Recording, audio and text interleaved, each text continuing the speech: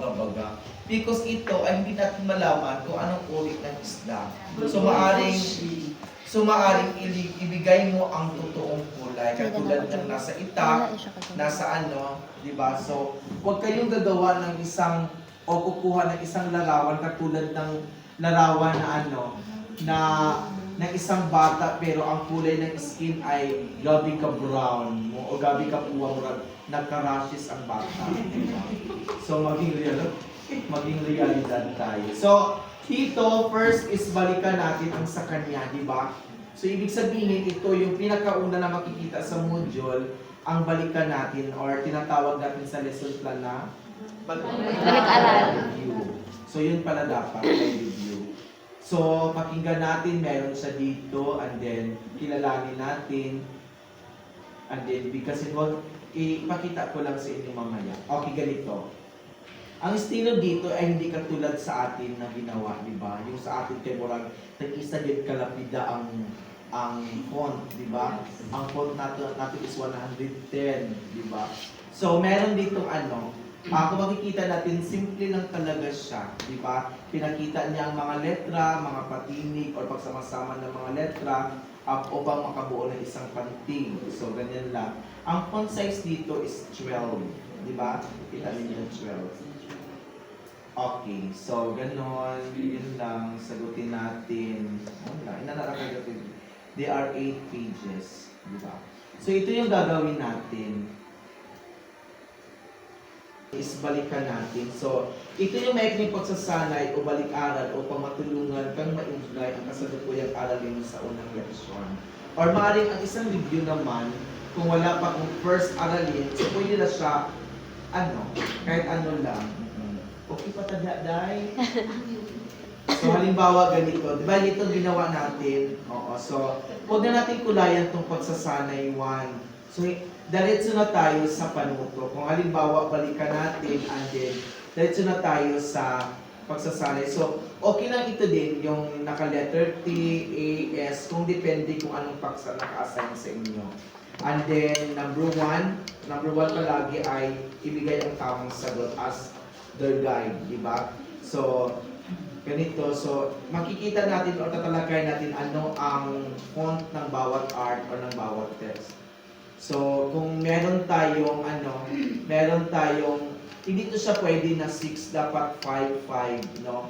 Because ang puno, murag, sa isang pagsusulit, murag hindi maganda palagi ang 6, kadalasan daw 5 para murag kontento ba ang tao? Kung 6 murag bitin, di ba kay going to 10 na ka, bakit hindi 5?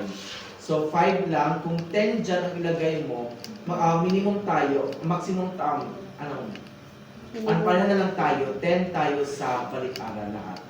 No? So, hindi lahat dapat ang balik-aral ay ganito. Depende na sa inyo. Basta meron kayong balik-aral. Nag-gets? Yes, This is only sample. Next part after balikan natin is tuklasin.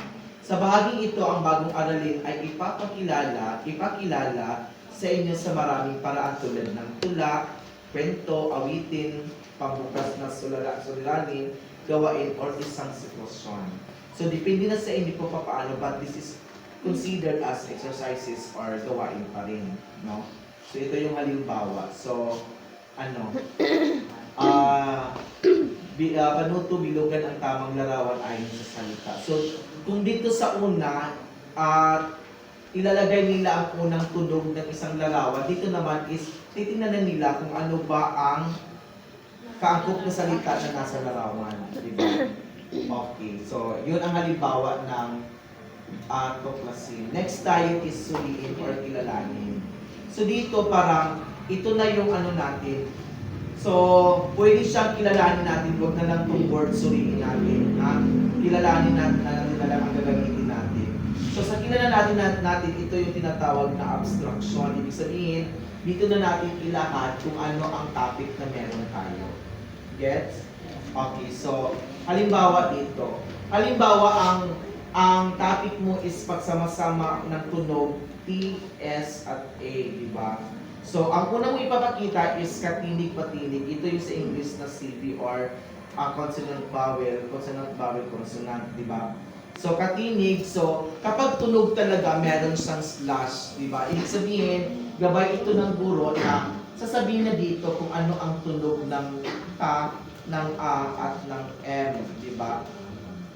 So dito lang sa taas, parang hindi ko nabigyan because this is picture.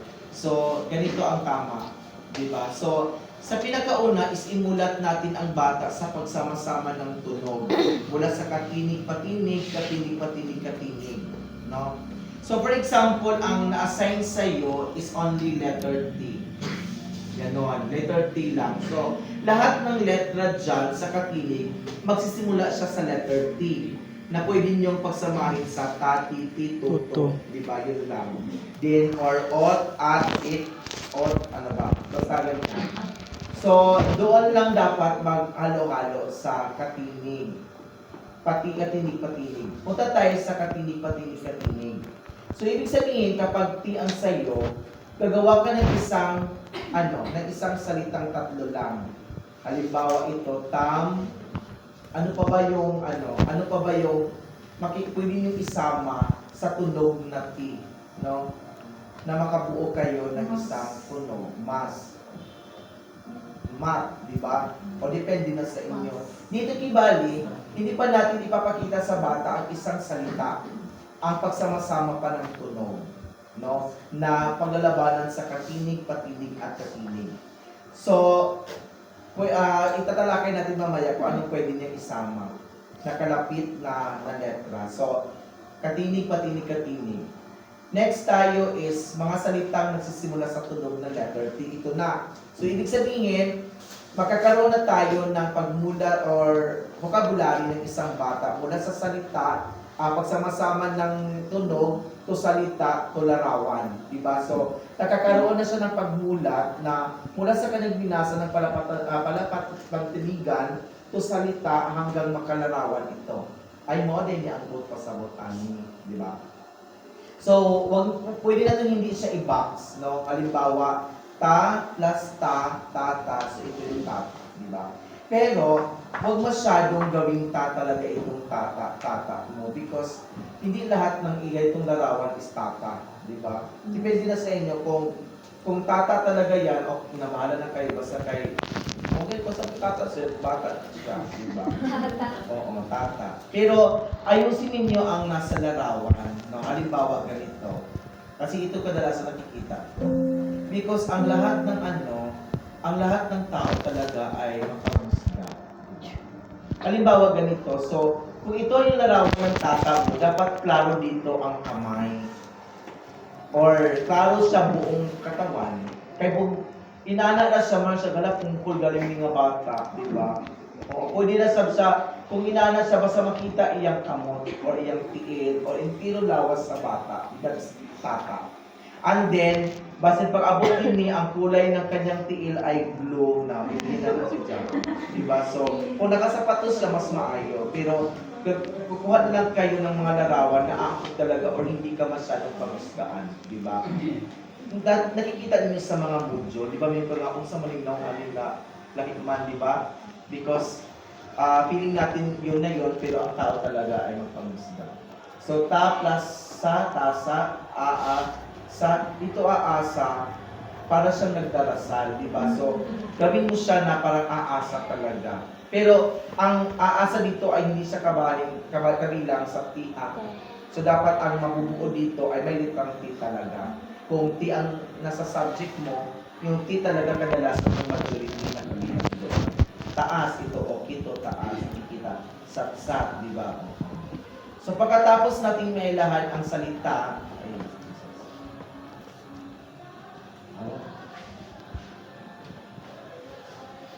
ang mga salitang nagsisimula sa tunog na T ay tutungo na tayo sa mga salitang nagsisimula sa tunog na letter S, pantigan. So una, ipakilala natin yung dalawang pantig. Hindi ganito ang urit ng pagkaayos. Ano pa rin, kung dalawang pantigan, tatlong pantigan, apat na pantigan, kung available. Diba? So for example, sili, dalawang pantigan, i-ano niya ang si ogli, sili, ganito, may araw siya sa baba. Ibig sabihin, nahahati ito sa dalawang pantig. So, si plus sili, din sili, ganon. So, pwede siya ganito ang ayos, pero i-block pa siya dito sa sili. Ilahigit ang picture na sili. Nagets ninyo?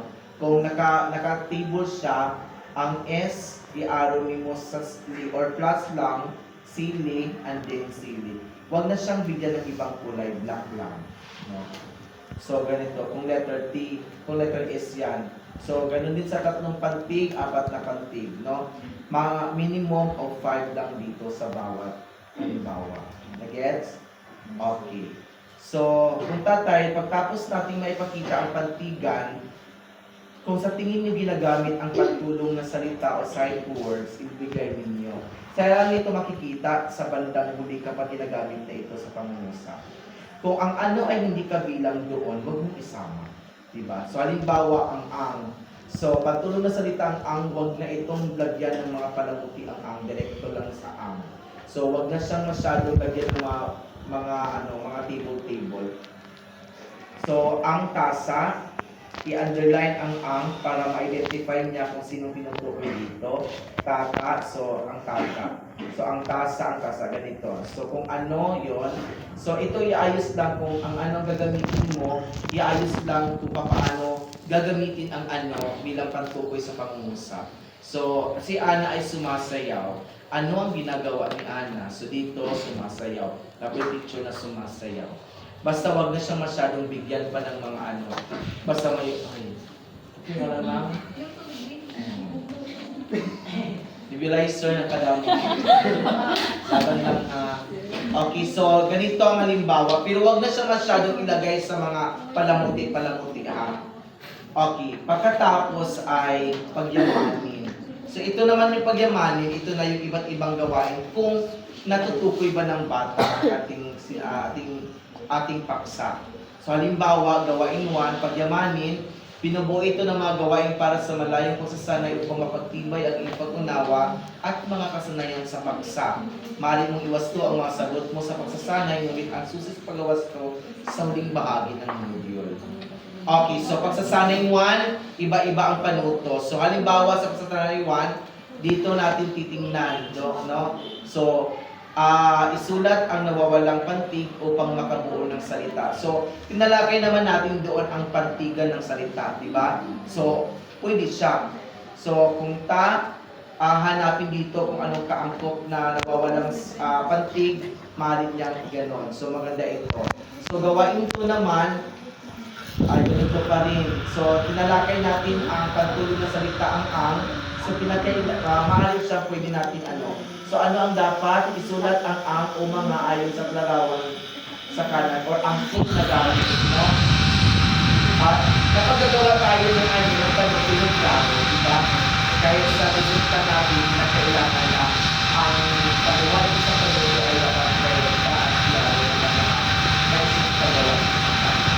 Gawain 3, ilan ang ayon sa larawan. So ito yung halimbawa sa bahagi ng pagyamanin. Nagets ninyo? Ano man? Okay, next is sa isip. So, naglalaman ito ng mga katanungan or pupunan ng apat lang na pag-uusap talata o pamaproseso kung ano ang natutunan mo mula sa aralin.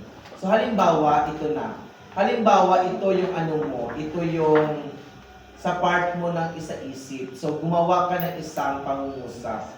Hindi lang pangungusap, kundi gumawa ka ng isang maikling kwento katulad nito. Ganito, di ba? Ang orasan ni Oma. So, ang tinatakay dito is O. Kadalasan makikita talaga dito is mga letter O. No? So, kung ano ang pinag-usapan mo sa paksa mo, yun yung majority na dapat ginagamit mo sa iyong paggawa ng maikling kwento. Pagkatapos nito, halimbawa sa sulitin pa yan, ay sa isip pa yan. Laban mo na, inatibigay. Kaya kahangat na. Nakita ba yung upo? So, bigyan ng ano. Ito sa bahagi ng ano, isa-isip. Gumawa ka ng isang panuto na angkop dito. Halimbawa, basahin ang pangungusap at sagutan ang mga sumusunod na katanungan. So, gumawa ka ng isang kwento dito pero wala siya kaugnay na larawan. Just a simple ano lang. Katulad dito ba, di ba, isang paragraph lang siya ang orasan. Pero may relo si Uma. Ito ay isang orasan. Ang regalo ay galing kay Masa, kaibigan ni Uma. Nakalagay sa magandang kahon na hugis ublong ang orasan. Suot palagi ang ni Uma ang orasan. Kahit nakasakay sa uto, ano? Uto. Oo. Papuntang ospital. Masaya si Uma, salamat si Uma kay Masa, di ba? Ang kanyang ano dito is letter O at letter M. So, titignan natin dito, hindi siya ABCD, di ba? Palit siya ganito, sino ang may relo, sino ang nagbigay ng relo, ano ang regalo sa ano. So, basic lang, di ba? So, 5 question lang dapat dito. Yan ay bahagi ng Isa-isip. isa-isip. Okay, so, pagkapunta ng isa-isip, last naman ay isagawa or basahin natin. Or basahin natin na lang. Sa basahin natin, ito na yung ginawa ng anong group ito? Okay, group 2. So, sa gawain natin, ano lang tayo, maximum of 100 words. Yun lang talaga. Huwag nang lampas ng 100, then minimum of 80 words, no? Yun lang. Or 70 to 100 words dito sa kwento. Ang kwento natin ay dapat nakaangkla siya sa makadiyos, makabansa, makakalikasan at makatao. Diba? The 4 values. Okay, basahin ang kwento. So, ang pamagat ganito, gagawa kayo ng ganitong ulit ng ano. Huwag na ito magbasa tayo. So, pwede dito may background. It's because we are going now to discuss kung ano ang kwento. Diba? Pag kwento kasi, meron siyang kaakop na mga art o larawan. Nang sa ganun ay lubos maintindihan ng bata ang galaw ng kwento. Diba? Pagtulong siya yan sa kanyang ideya. So pagkatapos mo mailarawan ito within 2 pages or 3 pages, punta na tayo sa last part, ang tayahin or subukan natin. Diba? Ito na panghuli. So, ito na yung ABCD na makikita natin sa panghuli ng bahagi ng group 2. Ang ABCD, doon na natin i-integrate yung HOTS question, no? 10 questions ito or 10 mga katanungan na may kaugnayan sa ating ginawang kwento. Nagets ninyo? Okay, so ito yung tayan, halimbawa ganito. Okay, dito sa bahagi ng ano, ng tayahin or subukan natin, 10 yan mo. So, halimbawa ganito, sagutan ang mga tanong base sa kwentong binasa. No? Sagutin o sagutan? Sagutan. Sagutan dapat. Sagutan. Okay. Kapag ganito, yung number lahat ay pariho ang linya. Kung number 1 siya, pupugid ng 1, 2, 3, 4, 5, 6, 7, 8, 9, 10. Diba? Ang kining ABCD, dapat siya, dito siya, naka-indent siya konti sa ano, sa first word. So, ang ABCD, dapat linya dito siya. So, kung sa linya sa taas, same siya hangtod letter, number 10. Hindi siya pwede kung ang first, ang first number 1 mo is ABCD, big letter. Pag number 2 na po ka ABCD, hindi siya pwede. No? So, same gauge siya kalinya. No? So, ABCD, kung big letter ang una, big letter lahat tayo. Big letters tayo, and then yun din ang format ng lahat, no? So 10 dapat, and then panghuli ay susi ng pagwawasto, no?